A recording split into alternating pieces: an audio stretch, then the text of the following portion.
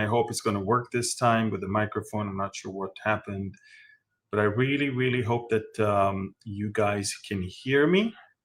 These are breaking news, and it's breaking news that are related to nothing that happened today, but that happened nearly a week ago, but only today we hear about it. So before I continue, let me see if I can find out if you guys can tell me if you can hear me. Okay, so on the chat, write if you are able to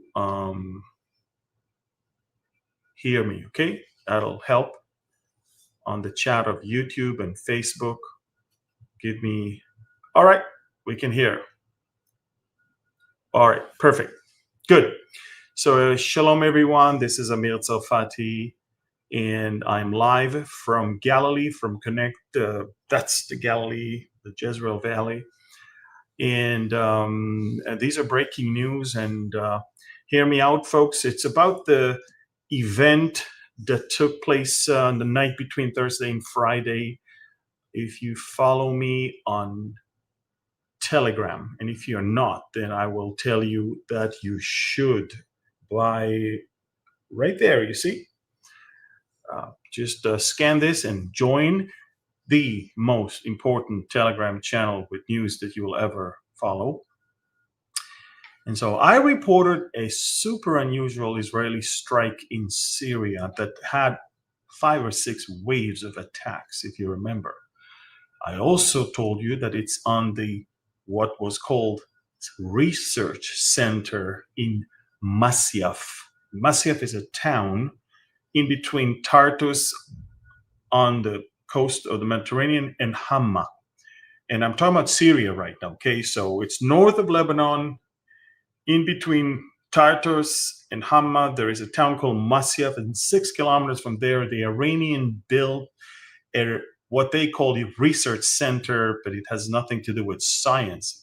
The only science there is rockets and drones and chemical weapons. So Israel, in the past 10 years since that place existed, we have attacked this place a few times. Last year was the last time, but this was a very unusual strike, folks, because again, I reported waves of attacks, and if you go to my Telegram from Thursday night, Friday morning, your time, I've never seen anything like that. I mean, it was just explosions after explosions. It was obvious that something unusual is going on there. Now, apparently, Syrian opposition media, together with a researcher on Arab and Arab affairs and others, as of last night, started leaking information from what really happened there. And apparently, Israel's first wave of attack was to destroy the access roads to that area so nobody can come and help. And the second one was to destroy radars and anti-aircraft batteries to make sure that no Israeli aircraft is going to get hurt. And then came the Israeli special forces on helicopters. They landed there, they stormed into that building, which is a complex, and they killed quite a few Iranians and Syrians that were there. Again, the reports were of, I think, almost 18 people dead. But some of the reports that are now emerging is that Israel actually captured alive a few Iranians, and we took them with us. But the operation was not only to kill those people that are operating this place, but mostly to confiscate computers, equipment, papers, documents, and then, of course, destroy the place right after. And we did so. The whole operation took an hour. We first cut all the access to that area. And then we landed there. We took care of business there, and we took off and we destroyed the whole place. And this is again where they deal with with missiles. This is where they deal with drones. This is where they also develop some chemical weapons, and Israel took care of business. But the reason why I'm talking about it is because we're engaged in a very serious effort to get ready to roll into Lebanon and to take care of Hezbollah. So what we do, we're neutralizing every threat around it in every area from where Hezbollah can get assistance.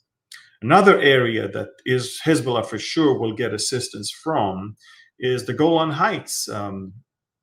We have information of militias that Iran brought to that area. And make no mistake, those fighters are not Iranians. The Iranians are the generals, the commanders, and the scientists. But the soldiers in the field are not Iranians. And they are Afghans, Pakistanis, Iraqis, Syrians, Lebanese, as well as Yemenis. The Houthis, many of the Houthis in Yemen literally marched all the way, and some of them were airlifted all the way to Syria. So the day comes and they will start an attack from the ground on the Golan Heights, and Israel is now getting ready for that. We just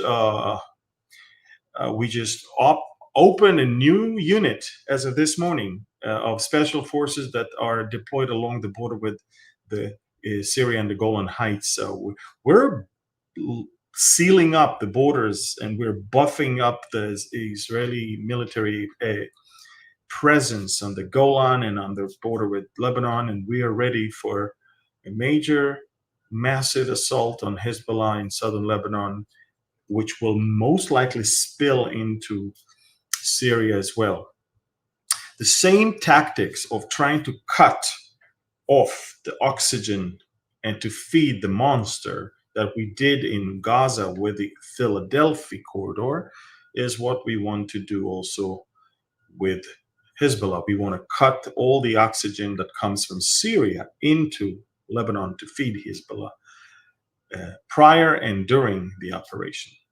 So we're getting ready for, it's a matter of days, maybe a week or so. The Minister of Defense made it clear. The presence on the ground makes nothing is left for imagination. We can see that.